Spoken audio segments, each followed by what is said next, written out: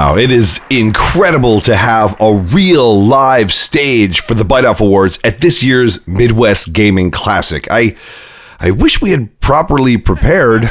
Yeah, in previous years, we've shown up live action to animated pixel art sets, and reality warping like that takes its toll on the body and psyche, so we figured we'd send our pixel art avatars this year. Little did we know. But hey, whether we're flesh and blood on a pixelated set or pixels on a brick and mortar set, the only important thing is why we're here. And that's to celebrate this year's amazing, creative, talented NESmaker developers.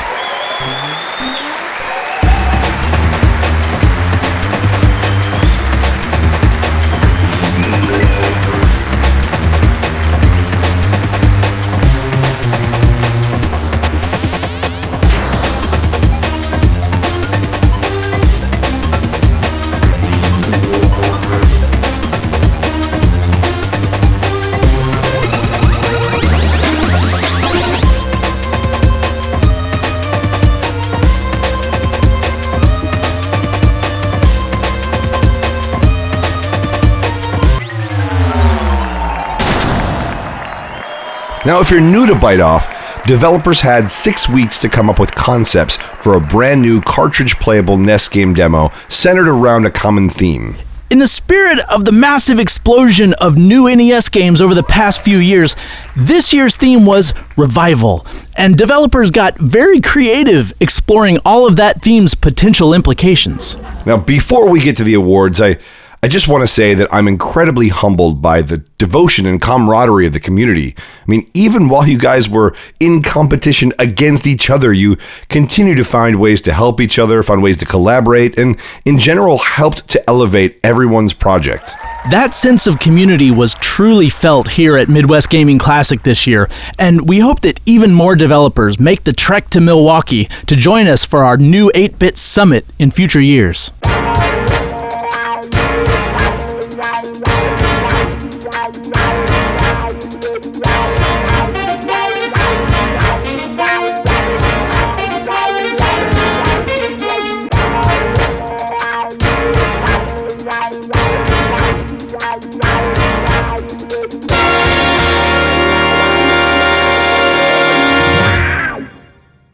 I'm Jordan, I'm from Milwaukee. I'm Joe Sherman, Cleveland, Ohio. Nate Peters from San Antonio, Texas. My name is Mike, otherwise known as LCM Games. I'm from Fond du Lac, Wisconsin. I'm from Lake Zurich, Illinois, originally from Latvia. I'm Dave Coop, I'm from France. My name is Mark Robbins, and I'm from Minneapolis, Minnesota. So my name is Fernando, or you guys know me by FJ. My name's Mike Serzic, Bronson. Hey guys, I'm Mardix, Adam Bond from Adventure Quest. I'm Nate Ellers. I'm Alistair Lowe. I run Low-Tech Games from Scotland. Hi, I'm John Vanderoff. I'm a professor, writer, and game developer.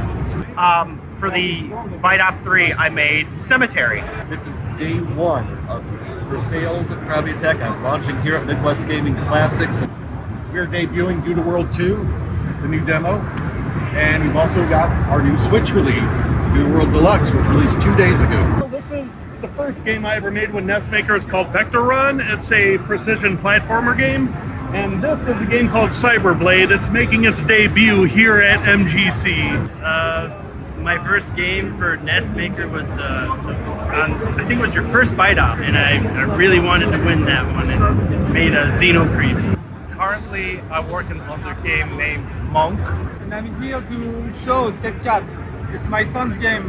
To echo my first game here, Space Raft. It's a game about my band here in Milwaukee. Right now I am showing Craft Between Realms, Mission 2, Midwest Gaming Classic. We're working on an adventure RPG kind of thing. Not really an RPG, but it's still an adventure game where we have made my dog go on an adventure. Dungeons and Doom Nights is available for like the remaining carts that we have. Today we've got Flea, which is made from NESmaker. I have two NESmaker games here today. One is Ore Body Binder's Tale running on Switch. And then I have my latest project called Oratorio, with a kind of rhythm action shooter. It's awesome to be able to talk with people that are having the same fun experiences and issues with NES development as I do. It's amazing to have all this in one place. This isn't a commune, it's a family. This is such a tight-knit group of people. Yeah, it's just an honor to be here with everybody. I'm very happy to meet them finally because usually I just talk with them on the Discord server, on the forum, on the chat, but I never met them in person, so it's the first time I can meet them and we talk about the games, how we made it. It's been inspirational. It's awesome. It's fun. It's nice to be around people who have the same passion as you. It's great. Like being able to see everybody, their faces and not just their profile pictures. So these are people I've had a relationship with kind of virtually for like 4+ years, and these kind of events where we all come together, especially at MGC, are just like golden. It's awesome to like actually hang out and like chat and like get to know the people outside of Discord and forums. And all coming together to kind of support each other, to create a network and community and building up each other's work. Tonight's first award is Best Pixel Art. Austin, as the resident artist on the team, I'd love for you to introduce this category further. Absolutely. So, you might be an artist. You might even be a pixel artist. But you have not faced a challenge that cuts to the depths of your artistic soul until you've tried to create compelling pixel art within the limitations of the NES. This year's judge for Best Pixel Art is an artist at Blue Bug Studios, a multidisciplinary creative studio whose impressive list of clients have included Warner Brothers, Adult Swim, and in the gaming realm, Final Fantasy. Presenting this award for Best Pixel Art is Amber Cross. Hi, Amber from Blue Bug Design here. I was this year's Byte-Off judge for game art, and I have my personal favorites and results for my judging. Coming in 5th place is 99 Crystals. I thought the most notable thing about this game was its sense of motion and movement in the water. I think that was what stuck out the most and was really outstanding. 4th place, I have Soulstone. First of all, really cool music. Doesn't have to do with the art, but I loved it. The backgrounds really stuck out to me the most, and I really, really liked the concept of changing forms every time that the main character died. I think that's really cool, and I loved all of the character exploration that went along with that. I haven't seen that before. 3rd place, I have Reign of Death. I thought those cutscenes were completely badass and had great character details and expressions and a lot more detail than I saw in a lot of the games. And really what I thought did that was a creative use of the shadow in the pixel art, and I thought it really added to the drama of the game. So, good job. The 1st and 2nd place were close, hard to decide. 2nd place, I have Love Recovery. I thought awesome character design, great art, and the backgrounds impressed me the most because they had a lot of attention to detail. I loved the curtains, the little cats, and I thought that the fact that the color palettes showed a time of day and a mood were really impressive for a pixel art game. Leaving 1st place to Space Hero.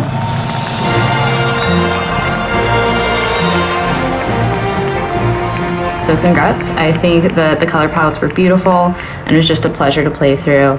I loved the whole concept and the environment and the backgrounds, the props, the characters, all of it really helped reinforce the entire concept of the game. I'd love to play the whole thing. So congrats to all of you. Honestly, would play any of those games, and I thought the art was awesome. That brings us to the other iconic thing that is synonymous with 8-bit games. Now, we're both musicians, but I think music may be more your domain. Do you want to introduce this category? Sure.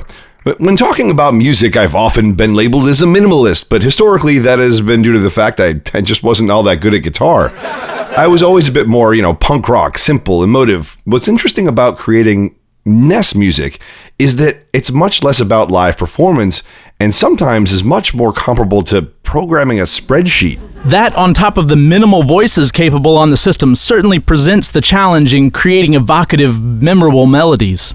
Chiptune production, especially that can run on NES hardware, can sometimes feel like a strategically intentional, theory-intensive process, and other times like the less is more approach of music like punk rock. This year's judge for Best Soundtrack is a musician and sound designer at Over It Studios, who has worked with clients ranging from HBO to the New York Yankees, and has been involved in sound work for award-winning films such as Benicio del Toro's Nightmare Alley and last year's Best Picture Coda. Presenting this year's award for Best Soundtrack, please welcome Adam Claremont. Hello, Byte-Off competitors. I'm Adam Claremont. I've had the honor of judging for this year's Byte-Off competition in the category of Best Music and Sound. And through my time reviewing and playing these games, I've had a blast. I think you've all done a phenomenal job, especially in the category of music and sound. And I will say, no joke, a lot of them have left me just humming the melodies in the days following from playing them. So really, really well done. For me, again, just the music and sound category is about bringing the mood to the forefront of the game, each level, and making that variation really stand out and pop. And I would like to mention as a runner-up, something, one of the games that really stood out to me is Tap D Muscles. So great job in the music and sound. In fact, my son, as he was listening to the theme song, he's like, I just want to turn off the game and vibe to the music. So really, really well done. I would agree with him. It was a really nice touch, really, really great song structure. But there was one clear winner. And I will let you know that this year's winner in the music category, or the category of Best Music and Sound, belongs to Get It Together.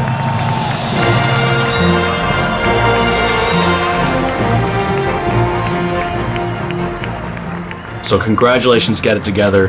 Love the music, really, really well done. I think it stands out on its own. The harmonic structure, just the songcraft in general. And then level to level, you really made some great variations. The boss music was on point. What can I say?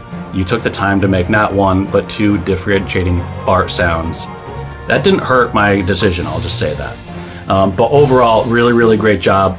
This year's winner, Get It Together. Everyone, you should really be proud. I hope you had a great time. Thanks for involving me. And I can't wait to check out next year's competition. I'll see you. Many times these awards are extremely difficult for us to judge. We love all the entries, which is why we find judges who are professionals in the industry that exist outside of our community. But there are a few categories that we are involved with, or that need no judge. In the tradition of Nintendo Power, we also like to include an audience choice category. Sometimes, certain games end up even more than the sum of their parts and really resonate with players. This year, we held a vote on the Retroverse for players' favorite. The votes are tallied, and the winner of this year's Audience Choice Award is Le Manoir des Zombies.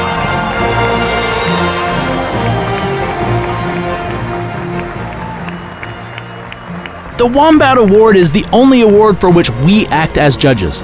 This award goes to the project that surprised us most. This can mean any number of things: the quality, the genre, the method of interactivity, whatever it was that caused us the most surprise. This year, you made it very difficult. We have the first 4-player game created with NESmaker with Monster Brawl. We saw a very interesting interactive choose-your-own-adventure game with Love Recovery. We saw a game that crossed genres across multiple languages, pushing the envelope with what's possible with Triptych. But the game that stood out as different, quirky, weird, and seemingly pushed into a completely new genre used the engine in a unique way to create something the likes of which we haven't seen before with the software. This year's Wombat goes to Oratorio.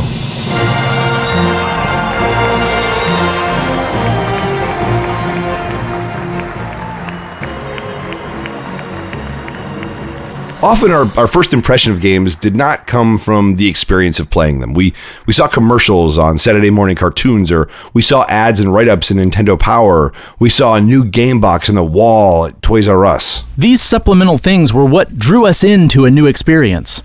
Sometimes the games we were most interested in were those with the best package. And so, all double entendre aside, there's a Byte-Off Award for Best Package.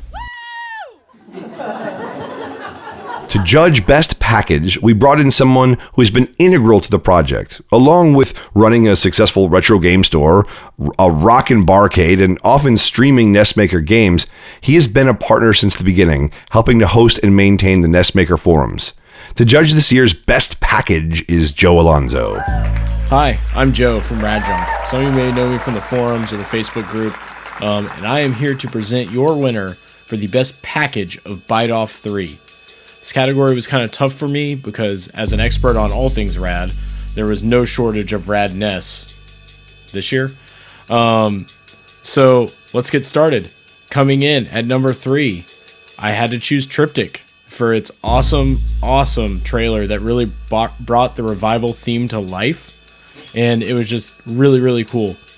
And then our second place winner is Mori Mersu's Hangover, which had a hilarious trailer, a great itch.io page, and the soundtrack is awesome. I love the little Japanese styling and the shaky camera effect in the trailer. However, this year's winner for the best package overall is The Myth of Zayla.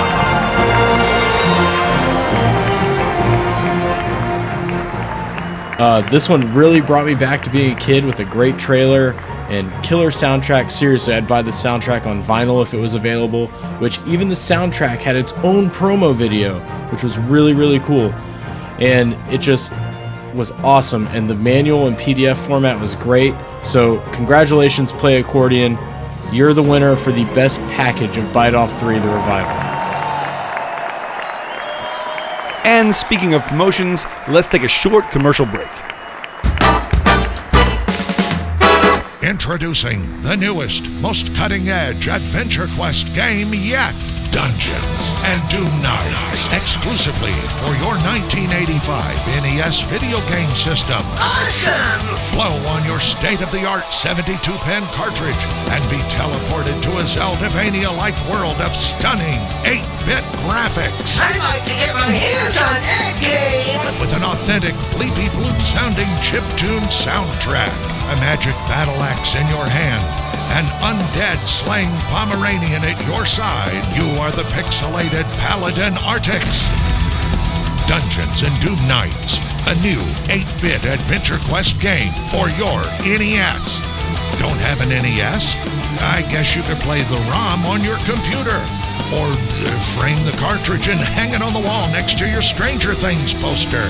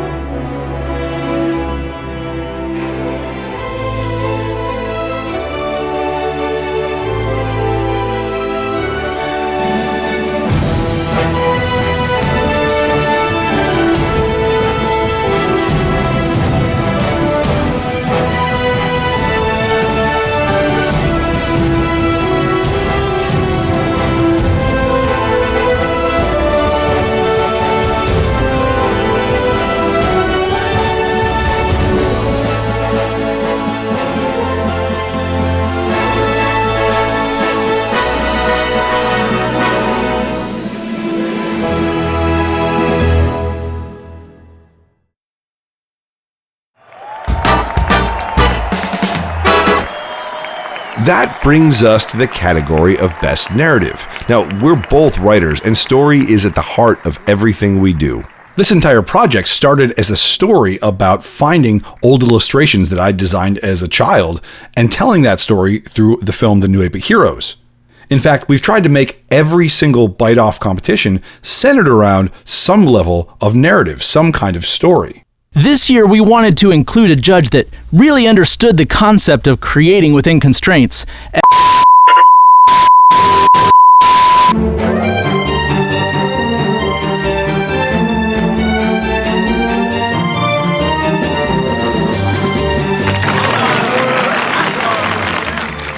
Good evening, you useless gaggle of gout-ridden Canada geese! Generalissimo Grunt here. Again with an important announcement. Based on the initial Byte-Off video, we know that many of you were expecting Lloyd Kaufman of Trauma fame to be judging the best narrative category this year. And when I found out about that, I reached out to gauge his interest in a feature picture based on a musical I wrote. The Phantom of the Oprah Winfrey Show. Unfortunately, he declined. So currently, he is being asked again in the other room. He was being asked again in the other room. So in his absence, I will be judging the best narrative category myself. To the 3 people in the audience who know who I am, thank you, I guess. To the rest of you, hate me. Now, before I get to the winner, there are some runner-ups. The runner-ups for the best narrative category are Space Hero Revival of the Fittest by Kenneth Netfield, which had a very nice set of graphics and, dare I say, beautiful cutscenes. And also Reign of Death by FJ, which the title alone made me want to play. Because I actually kill people.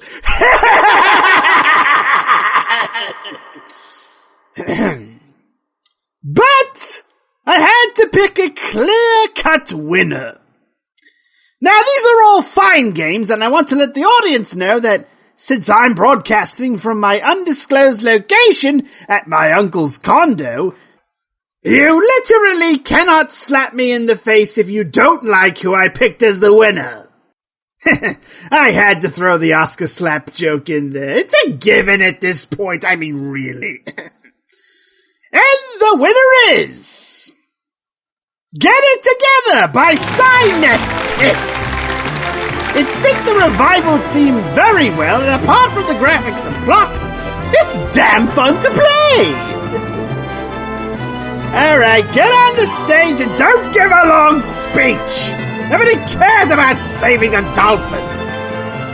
Right, that's it for me. I'm Generalissimo Grunt, reminding you that no one, I mean no one, out-pizzas the hut. Good night.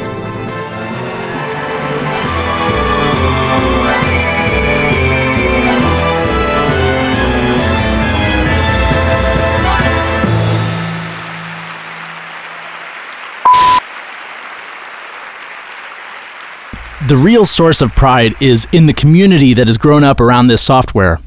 Never in my life have I been a part of something that has felt so welcoming, humble, and helpful. This competition is a perfect example. Rather than being cutthroat, we see competing developers helping each other create amazing experiences. Every year we try to recognize someone who has been especially helpful in the community with the new 8-Bit Heroes Award, and we try to make it someone new every year. This year, after talking to many developers, one name kept coming up.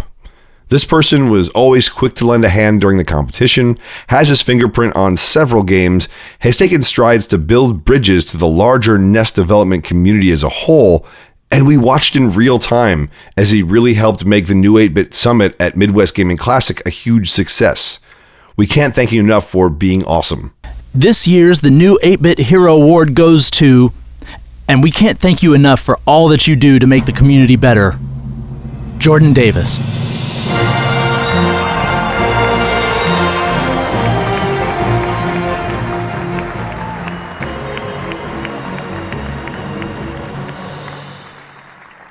That brings us to this year's final category for Best Game.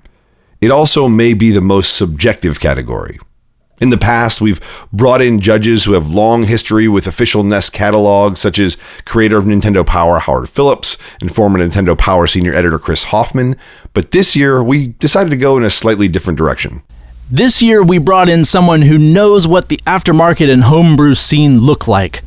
Besides being a New York Times bestselling author, a Newsweek columnist, and a culture columnist at IndieWire and Huffington Post, he has also compiled a ranking list of over 700 NES homebrew games, many of which began as previous Byte-Off demos. To present the award for this year's best game is Seth Abramson.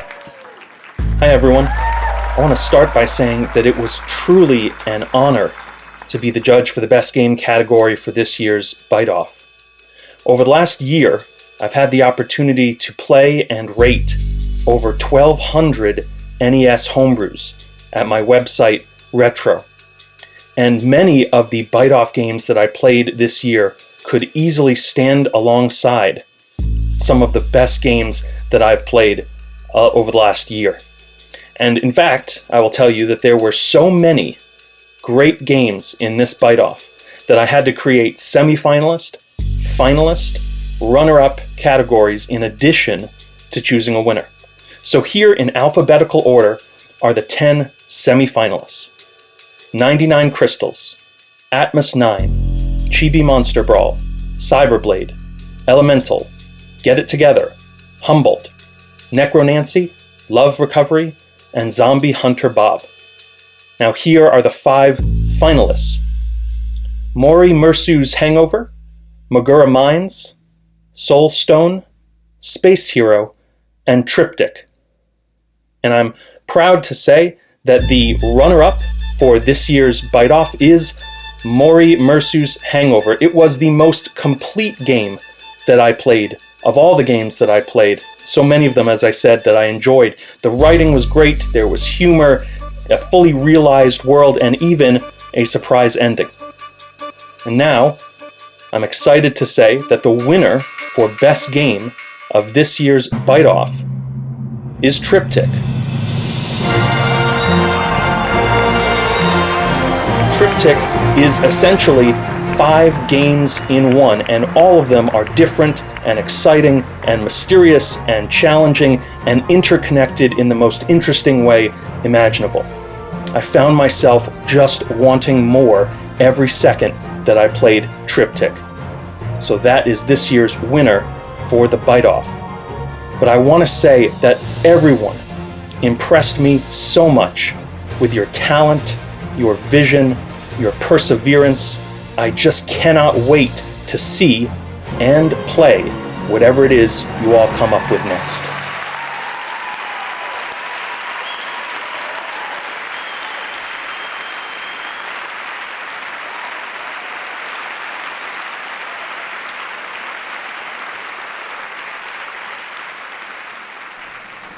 Well, that's our show for this year. Thank you, everyone, for participating in Byte-Off 3 and for continuing to create new games with NESmaker. And we can't wait to show you what's in store for next year. Good night.